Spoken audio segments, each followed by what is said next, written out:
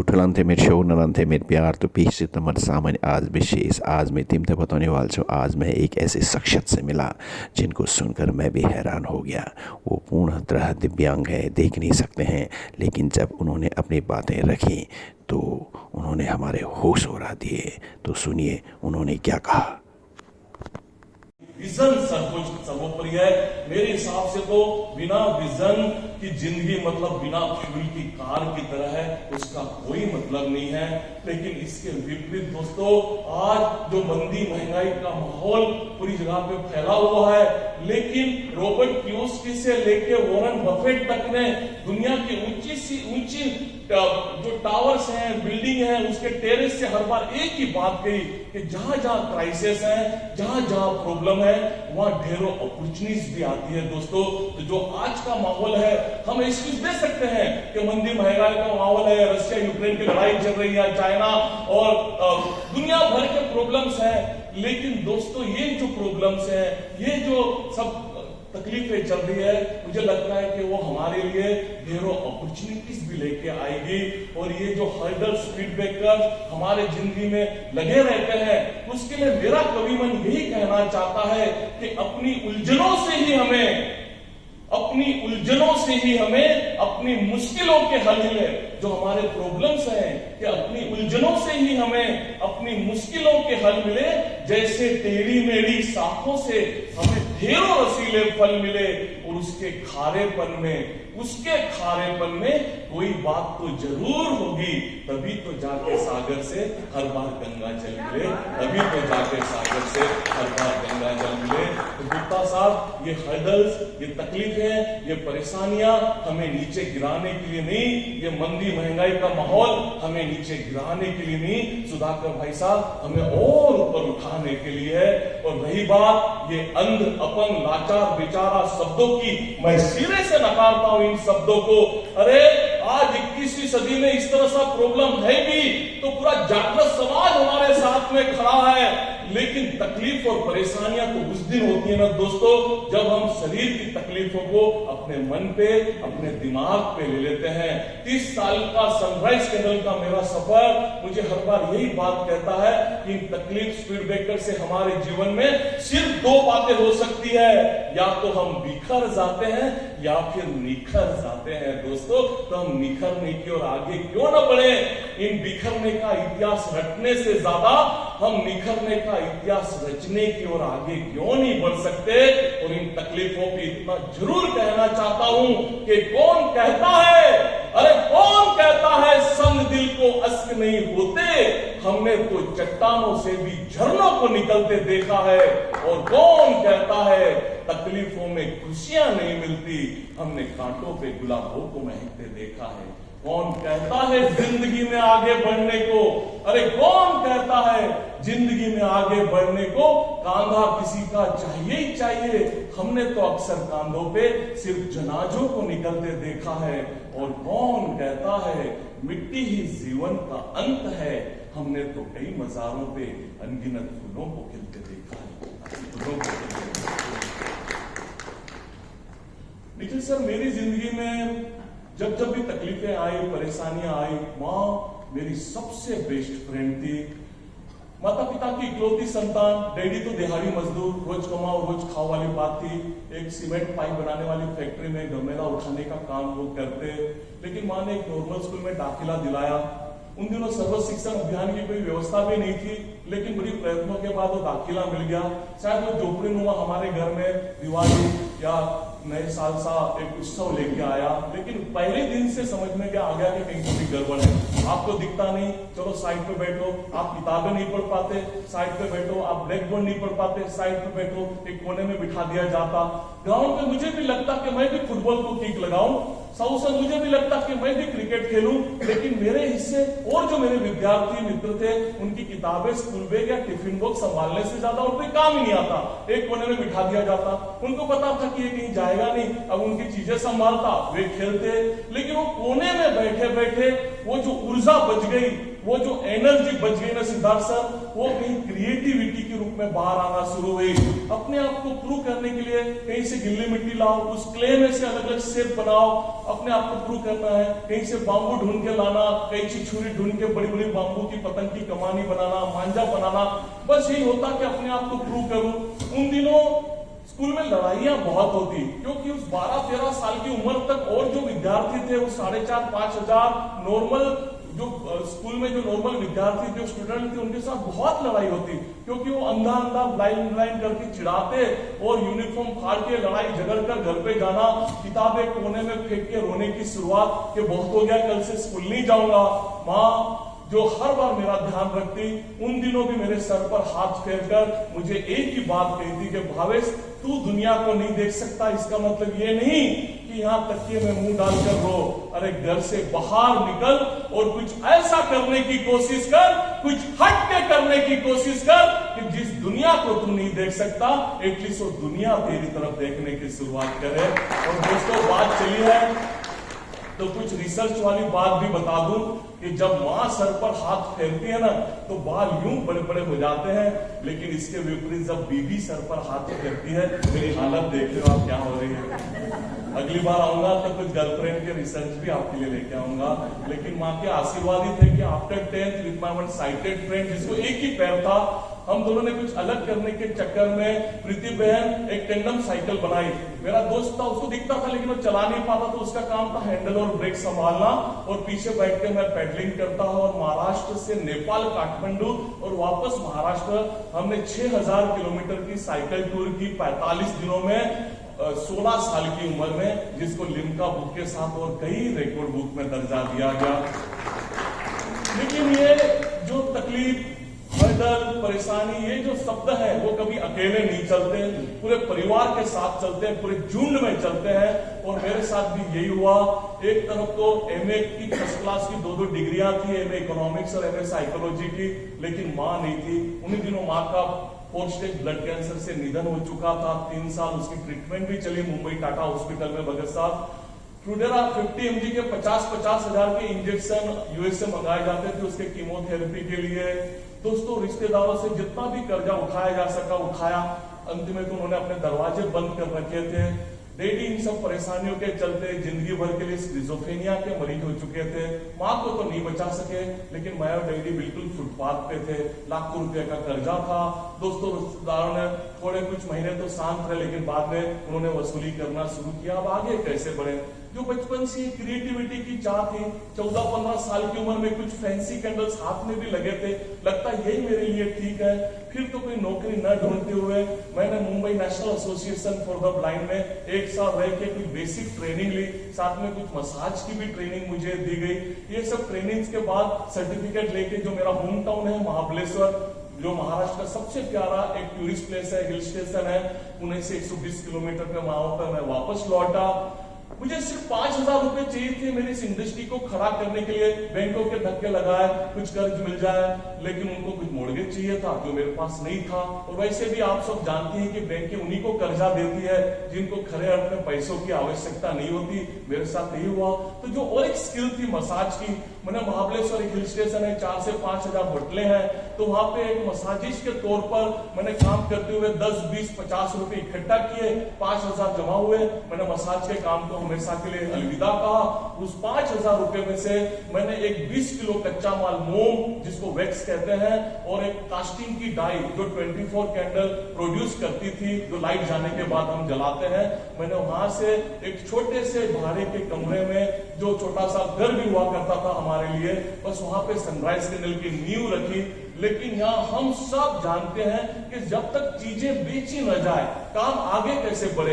Candle हो या policy, जब तक बेची नहीं जाएगी तब तक कैसे हम आगे बढ़ सकते हैं। तो महाबलेश्वर का मार्केट, जहां पे फुटपाथ पे मेरा दोस्त सुबह से शाम तक एक हैंड कार्ड पे अपनी चाय की दुकान लगाता, शाम को हैंड कार्ड फ्री हो जाती, उसके साथ 50 रुपये डेली बेसिस पे मैंने उस हैंड कार्ड भाड़े पे ले ली। दिन भर की बनाई हुई कैंडल के साथ में वो मुझे उस हैंड गार्ड पे खड़ा कर देता और रात को 10-11 बजे वापस लेने भी आ जाता। लेकिन दोस्तों उस हैंड गार्ड पे अगर मैंने कोई सही काम किया तो ये था, सबसे पहला कि अपने प्रोडक्ट पे 100% भरोसा करना और दूसरा अपने ग्राहकों पे 100% भरोसा करना। दोस्तों मैं बार बार कहना चाहता हूं, कैंडल हो या पॉलिसीज हो LIC की, दोस्तों सब में यही समीकरण लागू होता है कि पहले हम हमारे प्रोडक्ट पे 100% भरोसा करें और दूसरा जिनके लिए हम काम कर रहे हैं, वो जो हमारे कस्टमर हैं, जो हमारे ग्राहक हैं, उसके ऊपर हम 100% भरोसा करना शुरू करें। क्योंकि उन दिनों उस हैंड कार्ड पे जो भी कस्टमर आए, मैंने उनको अपना ब्रांड एम्बेसडर बनाया। मेरे MA इकोनॉमिक्स के हर प्रोफेसर ने मुझे एक ही सलाह दी थी कॉलेज के वक्त कि देखो भावेश, तुम एक अच्छी गुजराती परिवार से आते हो जो अक्सर बिजनेस करने के लिए जाने जाते हैं, लेकिन तुम अपने नाम की तरह बड़े इमोशनल किस्म के इंसान हो, ऐसा नहीं चलेगा। आगे बढ़ना है तो सिर्फ और सिर्फ अपना दिमाग लगाओ और कोई बात सोचने की आवश्यकता नहीं है। आज सालों बीत गए कॉलेज छोड़े, लेकिन आज तक मैं अपने प्रोफेसरों को नहीं समझ पाया। मैं समझता हूं बिजनेस तो क्या, किसी भी क्षेत्र में अगर आगे बढ़ना है तो दिमाग से ज्यादा उसमें अपना दिल लगाना बहुत जरूरी है। क्योंकि दिमाग प्रकृति ने भले सबसे ऊपर की मंजिल पे दे दिया, लेकिन कई बार वो संजोगवश जमीन से नीचे की बातें सोचने के लिए मजबूर हो जाता है। लेकिन गुप्ता साहब, मैं दावे के साथ कहता हूं, मैं यकीन के साथ कहता हूं कि दिल भले हमारा लेफ्ट में हो, वो सोचता हर बार राइट बातें हैं। इसलिए हर ग्राहक को, हर कस्टमर को मैंने दिल से जोड़ा, उनको मैंने अपना ब्रांड एम्बेसडर बनाया। दोस्तों इसके बातों के साथ में जो जिराट की बात मैं बिल्कुल आपके साथ करना चाहता हूं, पता नहीं आपने उसका नाम सुना कि नहीं सुना, लेकिन कार के सेल्समैन में वो उसका जो रिकॉर्ड है आज तक कोई नहीं तोड़ पाया। 12 साल रोज की 18 कार बेचने का उसका रिकॉर्ड है। और उसकी 1980 में उसकी जो बायोग्राफी आई थी, वहां ने मुझे वो बायोग्राफी पढ़कर बताई थी। उसमें वो कहते हैं पैराग्राफ में कि एक संतुष्ट ग्राहक आपको 250 और ग्राहकों के साथ में जोड़ता है। ये बात जो जिराट ने उन दिनों कही थी जब ट्रंक कॉल भी बड़ी मुश्किल से थे, न मोबाइल थे, न सोशल मीडिया था। उन दिनों कह रहे थे कि एक संतुष्ट ग्राहक, एक सेटिस्फाइड कस्टमर आपको 250 250 और कस्टमर के साथ जोड़ता है। लेकिन आज तो सोशल मीडिया का जमाना है। आज अगर एक ग्राहक हमारे काम से, हमारी पॉलिसी से, हमारे दिए हुए उनके जो भी प्लान है उससे अगर संतुष्ट है, सेटिस्फाइड है, तो वो 250 नहीं, वो हजारों लाखों करोड़ों नए ग्राहक हमारे साथ जोड़ सकता है। इतना एक इंडिविजुअल ग्राहक ताकत रखता है। एक बड़ी प्यारी सी छोटी सी घटना आपके साथ शेयर करता हूं। ये एग्जाम्पल से आप समझ सकते हैं कि एक इंडिविजुअल ग्राहक आपको इन ऊंचाइयों तक लेके जा सकता है। जब भी मैं उस हैंड कार्ड पे होता, मैं कस्टमर बिहेवियर पे सिद्धार्थ सर बहुत रिसर्च करता कि मेरे प्रोडक्ट को छूकर आपस में क्या बातें कर रहे हैं, उनके अभिप्राय क्या है, और उन सब बातों को सुनकर मैं अपनी मार्केटिंग की स्ट्रेटेजी तैयार करता। कई बार ऐसा भी होता कि जो सामने कपल होता, उसके वाइफ के हाथों से ढेरों चूड़ियों की आवाज आती होती और हस्बैंड होता कि बड़ा इंसिस्ट करता होता अपनी वाइफ को, अरे देखो कितनी प्यारी कैंडल है, तुम्हारे मम्मी पापा भाई बहन सबके लिए खरीद लो। प्रीति बहन, यहाँ जितने भी बहन जितने भी भाई बैठे हुए हैं, सबको मालूम है कि कोई भी हस्बैंड अपनी वाइफ को शॉपिंग के लिए इस तरह से इंसिस्ट नहीं करता। लेकिन सामने जो बहन के हाथों से चूड़ियों की आवाज आती ढेरों, तो मेरे कस्टमर बिहेवियर के रिसर्च मुझे बता देते कि सामने खड़ा बंदा नया नया से ही दुआ लगता है, तो उसको अभी शादीशुदा जिंदगी के कोई खास अनुभव है नहीं। और जो 4-5 साल वाले आते कपल, उनको तो मैं यूं पहचान लेता प्रकाश भाई साहब, क्योंकि अच्छा ठीक है कैंडल एक आधी ले लो। 14-15 साल वाले तो पहचानने में जरा भी मुश्किल नहीं होती, अरे अपने यहाँ दिल्ली में सब कुछ मिलता है, क्यों यहाँ से लेके जाए। और 30-35 साल वाले, पहले हस्बैंड आता तो 30-35 मीटर दूर से वाइफ धीरे धीरे आवाज लगाते हुए होती। और ये तीसरी चौथी कैटेगरी के जो लोग थे, उनको मुझे कैंडल बेचने में, जब तक उनको 500-1000 की कैंडल में बेच न देता, मुझे चैन नहीं पड़ता। और जो बात मैं कह रहा था कि एक इंडिविजुअल ग्राहक आपको किन ऊंचाइयों तक लेके जा सकता है। उन दिनों वैसे ही चूड़ियों की आवाज, बैंगल्स की आवाज, और वही इंसिस्ट करना, मनीष भाई साहब आपको केरल से आए हैं, त्रिशूर से, कितना प्यारा काम कर रहे, तो वही इंसिस्ट करना। और मुझसे रहा नहीं गया, पूछने पे पता चला कि कुछ 10 दिन पहले उनकी शादी संपन्न हुई है। जो दिल में बात आई उस हैंड कार्ड पे जो पहली कैंडल लगी, एक 60 रुपए वाला शायद फ्लोटिंग फ्लावर था, मैंने उनको वेडिंग गिफ्ट दी, थोड़ा हेजिटेट भी हुए। दूसरी जो कैंडल खरीदी उसके दाम चुका है, और जाते जाते पीछे जिस ग्रोसरी शॉप के सामने मैं अपनी हैंड कार्ड लगाता था उस शॉप का उन्होंने लैंडलाइन नंबर लिया, गए। 15 दिन के बाद उस नंबर पे मेरे लिए फोन आया। मैं कुछ कहूं उसके पहले सामने से उन्होंने ही कहना शुरू किया, भावेश जी आपको मैं मेरा कार्ड नहीं दे पाया, लेकिन यहाँ पुणे इंफोसिस में मैं बहुत बड़ी पोस्ट पे काम करता हूँ, आपने पहचान ही लिया होगा कि आपने हमें वो वेडिंग गिफ्ट दी थी। हाँ सर, मैं क्या कर सकता हूँ आपके लिए। देखो भावेश जी, यहाँ पुणे में इंफोसिस में फेस 1 फेस 2 को मिलाने हमने बहुत बड़ा एक एग्जीबिशन ऑर्गेनाइज किया हुआ है। 40 दिन है आपके पास, आप ला सको इतनी कैंडल लेके आओ। 24,000 एम्प्लॉय है, ये आप मत भूलिएगा। आपके रहने खाने की सब व्यवस्था हमने कंपनी के गेस्ट हाउस में कर रखी है। मैंने उनको बहुत धन्यवाद दिए, इतनी बड़ी अपॉर्चुनिटी मिल रही थी। 40 दिन दो मेरे पास थे, मैंने दिन रात मेहनत करके कैंडल बनानी शुरू की। 50-60 डिजाइन उन दिनों बना लेता था। जो स्टॉक था, जो कैंडल मैं बना पाया, सब इकट्ठा करके 2 गाड़ियां भर के कुछ दोस्तों को मैंने वॉलंटियर के तौर पे लिया। हम पहुंच गए इंफोसिस में। जैसे उन्होंने वादा किया था, हमारे रहने खाने की सब सुविधा कंपनी के गेस्ट हाउस में हो चुकी थी, लेकिन एक सबसे प्यारा काम उन्होंने किया था कि हर एक एम्प्लॉय को मेल करके उन्होंने मेरे प्रोजेक्ट के बारे में बता रखा था कि किसी और स्टॉल पे जाओ मत जाओ, उस कैंडल के स्टॉल पे आपने जाना ही जाना है। और उनके इस नेटवर्किंग का फायदा ये हुआ कि 3 दिन के एग्जीबिशन में अभी तो तीसरा दिन शुरू ही हुआ था और हमारी कैंडल खत्म होने को थी। हमने कुछ कैंडल बचा के रखी थी जो दिखाकर सुधाकर भाई साहब हम ऑर्डर बुक कर रहे थे। और उस 60 रुपए वाले फ्लावर ने ये कमाल किया कि जब हम इंफोसिस से वापस लौटे तो 19 लाख रुपीस का बिजनेस लेके लौटे। दोस्तों, हैंड कार्ड पे जो 500, 1000, 1500 रुपया रोज कमाने वाला स्ट्रीट होकर था, उसके लिए 19 लाख का ये खरे अर्थ में जैकपॉट था।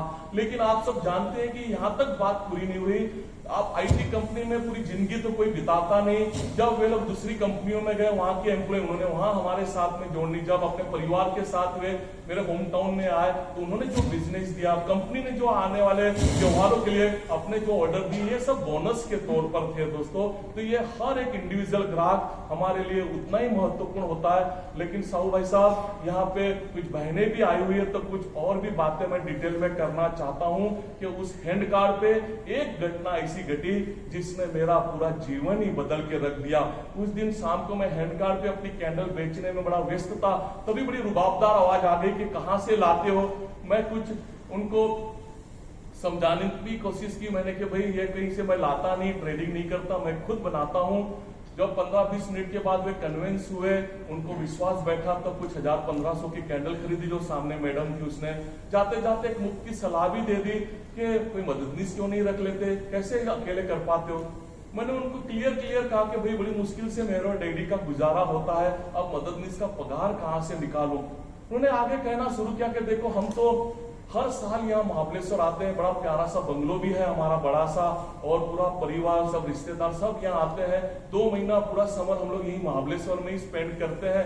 15-20 दिन और मैं हूँ, आप चाहो तो कल से मैं आ जाऊं। अब टूरिस्ट सीजन अपनी सवाब पर थी और फ्री में मददनीश मिल रहा था, कौन छोड़े। मैंने हामी भर दी और दूसरे दिन से उस मैडम ने आके मुझे हेल्प करनी शुरू कर दी। कस्टमर से बातें करना, कैश ट्रांजेक्शन, मेरे प्रोडक्ट के बारे में, मेरे प्रोजेक्ट के बारे में बताना, तो मेरे बिजनेस को काफी फायदा भी होने लगा। कितनी बार मैं शाम को उनको थैंक यू कह देता था। काफी अच्छी दोस्ती भी हो गई थी। जब भी कस्टमर कम होते वो मेरे बारे में जानने की कोशिश करते, अपने बारे में बताते।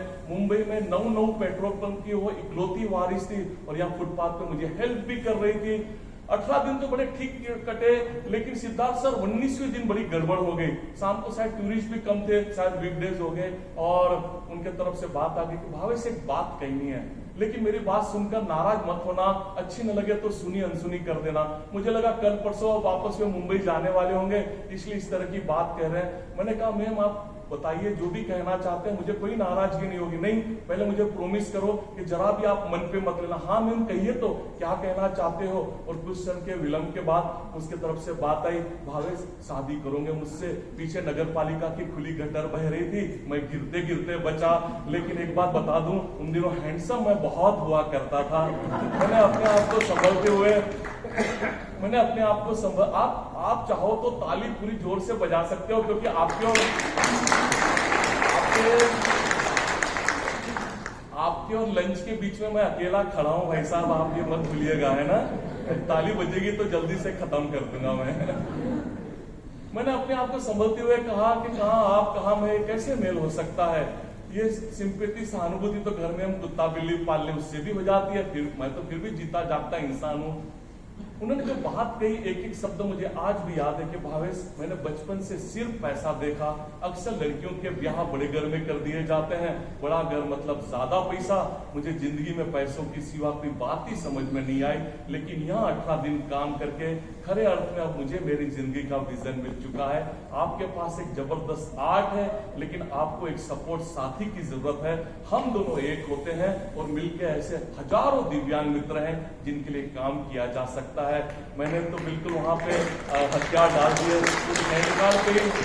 उस हैंड कार्ड पे हमने एग्रीमेंट कर ली, लेकिन दोस्तों वो मुगले आजम फिल्म में अनारकली के लिए एक विलन था अकबर बादशाह, लेकिन मेरे लिए यहाँ पूरे विलन की फौज थी। माता पिता तो कन्विंस हुए, लेकिन और जो इन-लॉज थे उन्होंने शर्त रख दी कि अभी सगाई करते हैं, 1 साल के बाद में शादी। उनको लगता था इस 1 साल में लड़की के सर से समाज सेवा का भूत उतर जाएगा।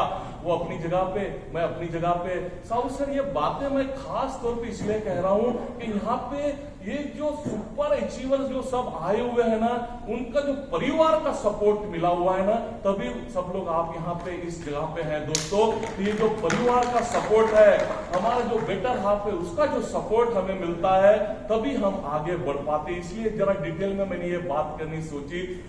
उन्होंने शर्त रख दी कि अभी सगाई करते हैं, 1 साल के बाद में शादी। उनको लगता था इस 1 साल में लड़की के सर से समाज सेवा का भूत उतर जाएगा। वो अपनी जगह पे, मैं अपनी जगह पे, लेकिन बाद में मैं कहाँ मानने वाला था।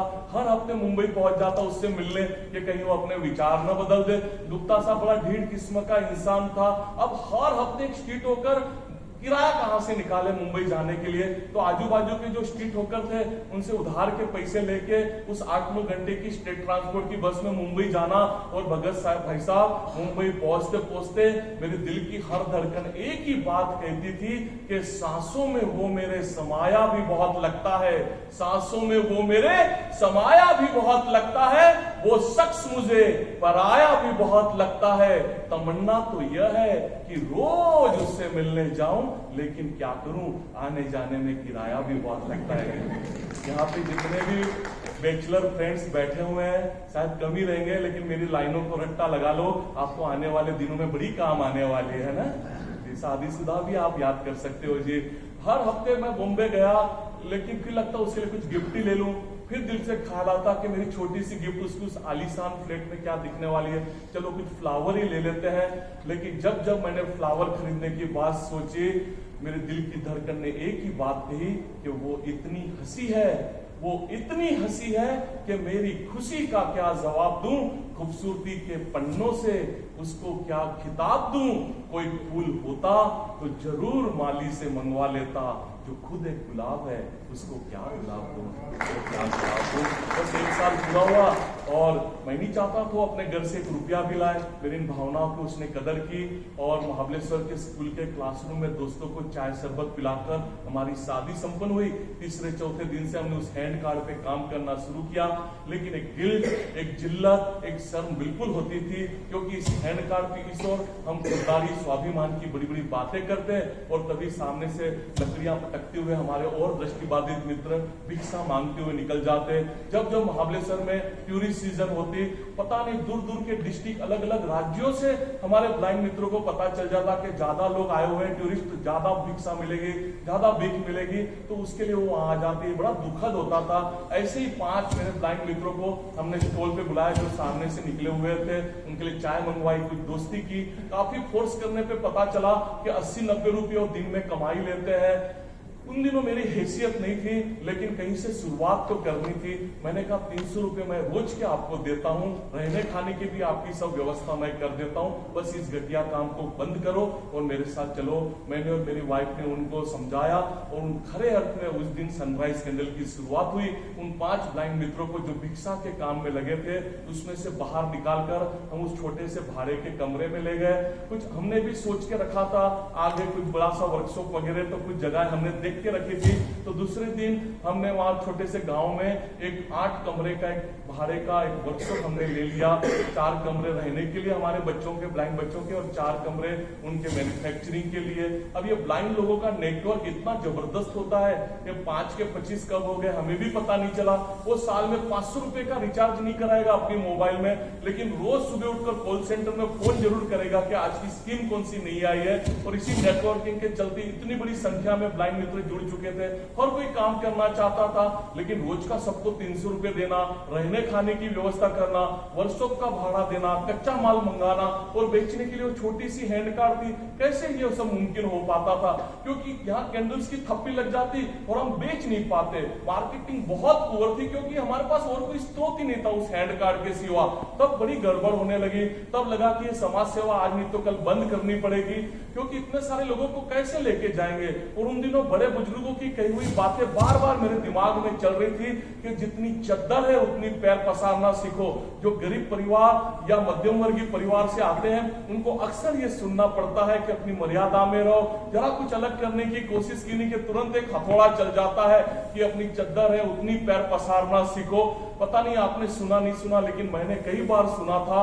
और उन दिनों मुझे पहली बार लगा कि वे शायद ठीक ही कह रहे थे, हम ही अपनी मर्यादा लांग गए। दिमाग में तो उनकी कही हुई बातें चल रही थी, लेकिन यहाँ गहराई से एक और बात आ रही थी कि ये क्या बात हो गई, जितनी चद्दर है उतनी पैर पसारना सीखो। अरे उस निर्जीव चद्दर के लिए हम अपने सजीव पैर को क्यों तकलीफ दें? हमारे पैर जितने लंबे हैं उतनी बड़ी चद्दर बनाने की हम कोशिश क्यों नहीं कर सकते?